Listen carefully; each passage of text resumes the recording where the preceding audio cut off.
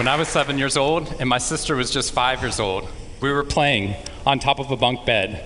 I was 2 years older than my sister at the time. I mean, I'm 2 years older than her now, but at the time that meant she had to do everything that I wanted to do, and I wanted to play war. So we were up on top of our bunk beds, and on one side of the bunk bed I had put out all my G.I. Joe soldiers and weaponry, and on the other side were all my sister's Milos and ponies and ready for a cavalry charge. There are differing accounts of what actually happened that afternoon, but since my sister is not here with us today, let me tell you the true story. Which is my sister is a little bit on the clumsy side, and somehow, without any help or push from her older brother at all, suddenly Amy disappeared off of the top of the bunk bed and landed with us crash on the floor. And I nervously peered over the side of the bed to see what had befallen my fallen sister, and saw that she had landed painfully on her hands and knees on all fours on the ground. I was nervous because my parents had charged me with making sure that my sister and I played as safely and as quietly as possible. And seeing as how I had accidentally broken Amy's arm just 1 week before,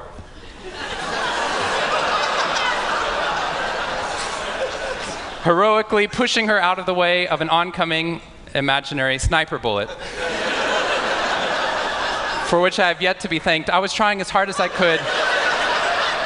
She didn't even see it coming. I was trying as hard as I could to be on my best behavior, and I saw my sister's face this wail of pain and suffering and surprise, threatening to erupt from her mouth and threatening to wake my parents from the long winter's nap for which they had settled. So I did the only thing my little frantic 7-year-old brain could think to do to avert this tragedy. If you have children, you've seen this hundreds of times before. I said, Amy, wait, don't cry, don't cry. Did you see how you landed? No human lands on all fours like that. Amy, I think this means you're a unicorn. Now that was cheating, because there's nothing in the world my sister would want more than not to be Amy the hurt 5-year-old little sister, but Amy the special unicorn. Of course, this was an option that was open to her brain at no point in the past, and you could see on my poor, manipulated sister's face conflict, as her little brain attempted to devote resources to feeling the pain and suffering surprise she just experienced, or contemplating her newfound identity as a unicorn. And the latter won out. Instead of crying, instead of ceasing our play, instead of waking my parents with all the negative consequences that would have ensued for me, instead, a smile spread across her face, and she scrambled right back up onto the bunk bed with all the grace of a baby unicorn. With one broken leg. What we stumbled across at this tender age of just 5 and 7, we had no idea at the time, was something that was going to be at the vanguard of a scientific revolution occurring 2 decades later in the way that we look at the human brain. What we had stumbled across is something called positive psychology, which is the reason that I'm here today and the reason that I wake up every morning. When I first started talking about this research outside of academia, out with companies and schools, the very first thing they said to never do is to start your talk with a graph. The very first thing I wanted to do is start my talk with a graph. This graph looks boring, but this graph is the reason that I get excited and wake up every morning. And this graph doesn't even mean anything. It's fake data. What we found is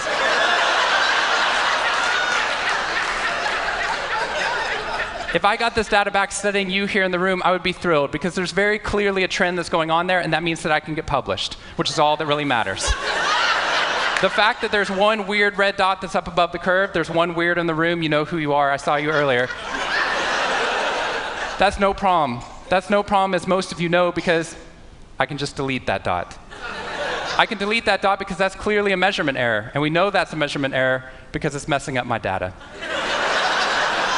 So one of the very first things that we teach people in economics and statistics and business and psychology courses is how, in a statistically valid way, do we eliminate the weirdos? How do we eliminate the outliers? So that we can find the line of best fit, which is fantastic if I'm trying to find out how many Advil the average person should be taking, too. But if I'm interested in potential, if I'm interested in your potential, or for happiness, or productivity, or energy, or creativity, what we're doing is we're creating the cult of the average with science. If I ask a question like, how fast can a child learn how to read in a classroom? Scientists change the answer to, how fast does the average child learn how to read in that classroom? And then we tailor the class right towards the average. Now, if you fall below the average on this curve, then psychologists get thrilled, because that means you're either depressed, or you have a disorder, or hopefully both. We're hoping for both, because our business model is if you come into a therapy session with one problem, we want to make sure you leave knowing you have 10. So you'll keep coming back over and over again. We'll go back into your childhood if necessary, but eventually what we want to do is to make you normal again. But normal is merely average. And what I posit, and what positive psychology posits, is that if we study what is merely average, we will remain merely average. Then instead of deleting those positive outliers, what I intentionally do is come into a population like this one and says, why? Why is it that some of you are so high above the curve in terms of your intellectual ability, athletic ability, musical ability, creativity, energy levels, your resiliency in the face of challenge, your sense of humor? Whatever it is, instead of deleting you, what I want to do is study you. Because maybe we can glean information, not just how to move people up to the average, but how we can move the entire average up at our companies and schools worldwide. The reason this graph is important to me is when I turn on the news, it seems like the majority of the information is not positive. In fact, it's negative. Most of it's about murder, corruption, diseases, natural disasters, and very quickly, my brain starts to think that's the accurate ratio of negative to positive in the world. What that's doing is creating something called the medical school syndrome, which if you know people who have been to medical school during the first year of medical training, as you read through a list of all the symptoms and diseases that could happen, suddenly you realize you have all of them. I have a brother-in-law named Bobo, which is a whole other story. Bobo married Amy the unicorn. Bobo called me on the phone from Yale Medical School. And Bobo said, "Shawn, I have leprosy." Which even at Yale is extraordinarily rare. But I had no idea how to console poor Bobo because he had just gotten over an entire week of menopause. See, what we're finding is not necessarily the reality that shapes us, but the lens through which your brain views the world that shapes your reality. And if we can change the lens, not only can we change your happiness, we can change every single educational and business outcome at the same time. When I applied to Harvard, I applied on a dare. I didn't expect to get in, and my family had no money for college. When I got a military scholarship 2 weeks later that allowed me to go, suddenly something that wasn't even a possibility became a reality. When I went there, I assumed everyone else would see it as a privilege as well, that they'd be excited to be there. Even if you're in a classroom full of people smarter than you, you'd be happy just to be in that classroom, which is what I felt. But what I found there is while some people experienced that, when I graduated after my 4 years and then spent the next 8 years living in the dorms with the students, Harvard asked me to. Wasn't that guy. But what happened, I was an officer of Harvard to counsel students through the difficult 4 years, and what I found in my research and my teaching is that these students, no matter how happy they were with their original success of getting into the school, 2 weeks later their brains were focused not on the privilege of being there, nor on their philosophy or their physics. Their brain was focused on the competition, the workload, the hassles, the stresses, the complaints. When I first went in there, I walked into the freshman dining hall, which is where my friends from Waco, Texas, which is where I grew up, I know some of you have heard of it. When they come to visit me, they look around, they say, this freshman dining hall looks like something out of Hogwarts from the movie Harry Potter, which it does. This is Hogwarts from the movie Harry Potter, and that's Harvard. And when they see this, they say, Shawn, why do you waste your time studying happiness at Harvard? Seriously, what does a Harvard student possibly have to be unhappy about? Embedded within that question is the key to understanding the science of happiness. Because what that question assumes is that our external world is predictive of our happiness levels. When in reality, if I know everything about your external world, I can only predict 10% of your long-term happiness. 90% of your long-term happiness is predicted not by the external world, but by the way your brain processes the world. And if we change it, if we change our formula for happiness and success, what we can do is change the way that we can then affect reality. What we found is that only 25% of job successes are predicted by IQ. 75% of job successes are predicted by your optimism levels, your social support, and your ability to see stress as a challenge instead of as a threat. I talked to a boarding school up in New England, probably the most prestigious boarding school, and they said, we already know that. So every year, instead of just teaching our students, we also have a wellness week, and we're so excited. Monday night, we have the world's leading expert coming in to speak about adolescent depression. Tuesday night is school violence and bullying. Wednesday night's eating disorders. Thursday night is illicit drug use. And Friday night, we're trying to decide between risky sex or happiness. I said that's most people's Friday nights.